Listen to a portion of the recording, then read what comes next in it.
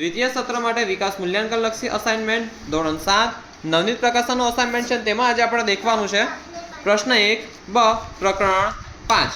હવે આમાં છે ને કે ખાલી જગ્યા છે, અને ખાલી જગ્યાના 8 ખાલી જગ્યા હશે, ને 8 ખાલી જગ્યાના 8 માર્ક્સ મીન્સ કે એક ખાલી જગ્યાનો 1 માર્ક્સ।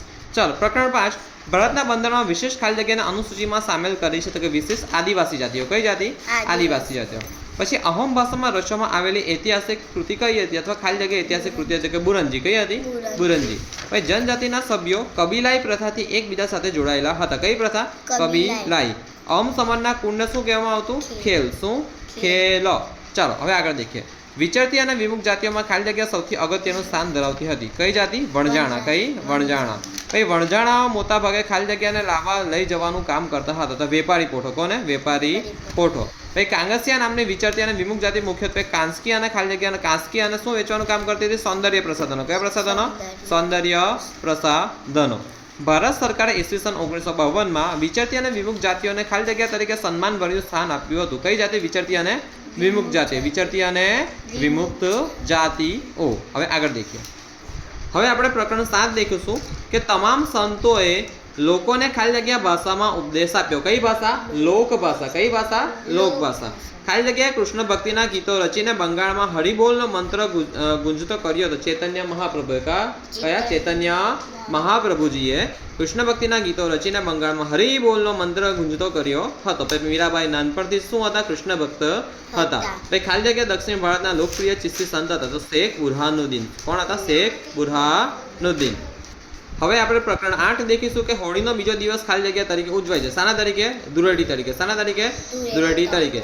રાજા આનંદ વર્મનને ખાલી જગ્યાનું નિર્માણ કરાયું। કયા મંદિર? જગન્નાથ મંદિર, ઓડિશા।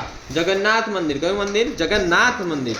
ખાલી જગ્યાનો મેળો જુનાગઢ જિલ્લામાં યોજાય છે, ભવનાથનો મેળો। કયો મેળો? ભવનાથનો મેળો। ખાલી જગ્યા એ નૃત્યનો આત્મા છે, અભિનય। નાટક કરો ને, અભિનય એ નૃત્યનો આત્મા છે, અથવા ભવનાથનો મેળો એ જુનાગઢ જિલ્લામાં ઉજવાય છે, અને બીજું છે અહીંયા આગળ અભિનય એ નૃત્યનો આત્મા છે।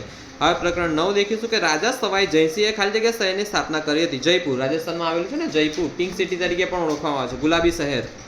તે રાજા સવાઈ જયસિંહે જયપુર શહેરની સ્થાપના કરી હતી। પછી ખાલી જગ્યા 17મી સદીના મહાન શાસકોમાં અગ્રસ્થાને હતા તો કે છત્રપતિ શિવાજી મહારાજ। જો પેલા આ રહ્યા છત્રપતિ શિવાજી મહારાજ, પેલા બેઠા છે ને તે, ઓકે, છત્રપતિ શિવાજી મહારાજ આ રહ્યા બેઠા તે સરસ રીતે। હવે દેખીએ ઈસવીસન 1739માં ઈરાનના ખાલી જગ્યા સોરી આ બાકી સવાઈ ખાલી જગ્યા જયપુરના રાજા હતા, સવાઈ જયસિંહ। સવાઈ જયસિંહ ક્યાંના રાજા હતા? જયપુરના રાજા હતા। પછી ઈસવીસન 1739માં ઈરાનના શાહ નાદિર શાહે, કોણ? નાદિર શાહે ક્યાં આક્રમણ કર્યું હતું? ભારત પર આક્રમણ કર્યું હતું। ક્યાં? ભારત પર। ભારત પર આક્રમણ કોને કર્યું હતું? નાદિર શાહે। કોને કર્યું હતું? નાદિર શાહે। હવે ધ્યાન અહીં આપણે દેખીશું। હવે આપણે પ્રકરણ 13 દેખીશું। એ પ્રકરણ 13માં અહીં ધ્યાન આપો। 26 જાન્યુઆરી 2001ના રોજ ગુજરાતમાં કયા જિલ્લે ભૂકંપ આવેલો તો કે કચ્છ। કયું? કચ્છ। સાયકલ રોડની કઈ બાજુએ ચલાવવી જોઈએ? ડાબી બાજુએ। એ ભૂકંપની આગાહી કરવી અશક્ય છે, ઇમ્પોસિબલ છે, ભૂકંપની આગાહી ના થાય, બરાબર। ચાલો ધ્યાન અહીં।